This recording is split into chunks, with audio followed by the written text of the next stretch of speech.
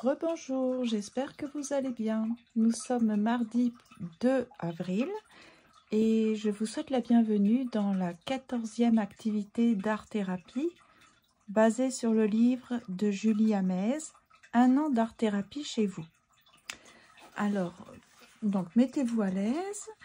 Je vais vous donner les consignes. Moi, je vais le faire un peu plus tard parce que je vais avoir la visite d'une amie. Donc, je vais simplement vous donner les consignes et puis ensuite, je le ferai de mon côté. Donc, je vous invite à prendre votre cahier d'art-thérapie, de noter qu'il s'agit de l'activité numéro 14 ou de la 14e semaine, que nous sommes le 2 avril 2024. Et il s'agit... Alors, la thématique, c'est dialogue. Dans un premier temps, je vous propose de choisir une photo d'une personne. Ce peut être quelqu'un que vous connaissez ou un inconnu pioché au hasard dans un magazine. Glissez cette photographie dans une enveloppe et fermez-la. Mettez-la ensuite de côté et n'y prêtez plus attention.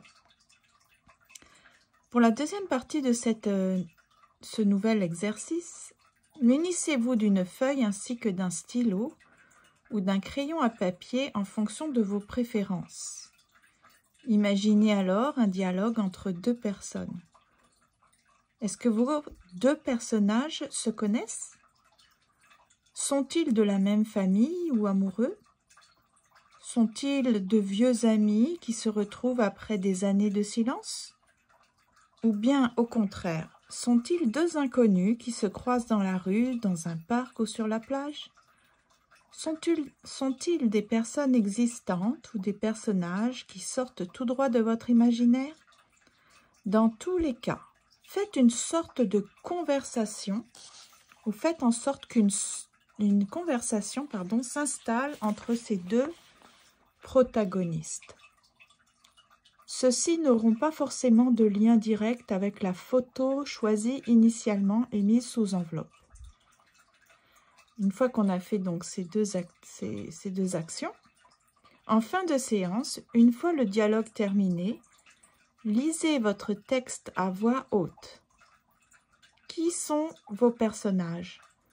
De quoi parlent-ils? Qui entame la discussion? Vous êtes-vous inspiré d'une situation vécue ou de ce dialogue?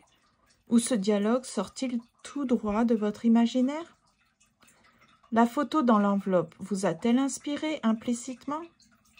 Il est désormais temps de choisir ce que vous ferez de votre réalisation. Rangez-la avec les précédentes ou séparez-vous-en. Donc, comme d'habitude, je vous propose de faire l'activité sur la partie droite. Une fois que vous avez choisi la photo, vous l'avez mise sous enveloppe, que vous avez rédigé votre dialogue entre deux personnes, vous rouvrez l'enveloppe et vous regardez si c'est un lien. Est-ce que c'est tiré de faits vécus ou d'une imagination? Et ça, pour discuter, enfin plutôt réfléchir sur le processus, c'est bien de le faire avec une autre couleur sur la partie gauche. Donc ça, c'est ce que vous pouvez faire pour respecter la consigne d'aujourd'hui. Mais sinon, je vais encore faire ma rebelle. Moi, ça m'intéresse pas. J'ai plutôt envie de retenter une expérience basée notamment sur ce livre. Je crois que je l'ai... Voilà, c'est ici. Je t'écris de la main gauche, je t'écris avec mon cœur. Donc j'ai envie de faire question-réponse. Mais je ne suis pas gauchère. Donc, par exemple, je vais poser des questions pour le dialogue avec ma main droite. Mais je vais essayer de rédiger donc avec ma main non dominante. Et ça peut être intéressant parce qu'il est dit ici, saviez-vous que votre main non dominante a la capacité de déjouer votre esprit rationnel pour laisser émerger des solutions neuves aux obstacles à surmonter? Savez-vous que votre main non dominante a la capacité d'exprimer avec beaucoup de justesse les mots que contient votre cœur? Voilà pourquoi je vous invite à dialoguer avec vous-même dans un esprit de jeu en laissant écrire votre main non dominante. Cette main deviendra la porte-parole de votre cœur, de votre intuition.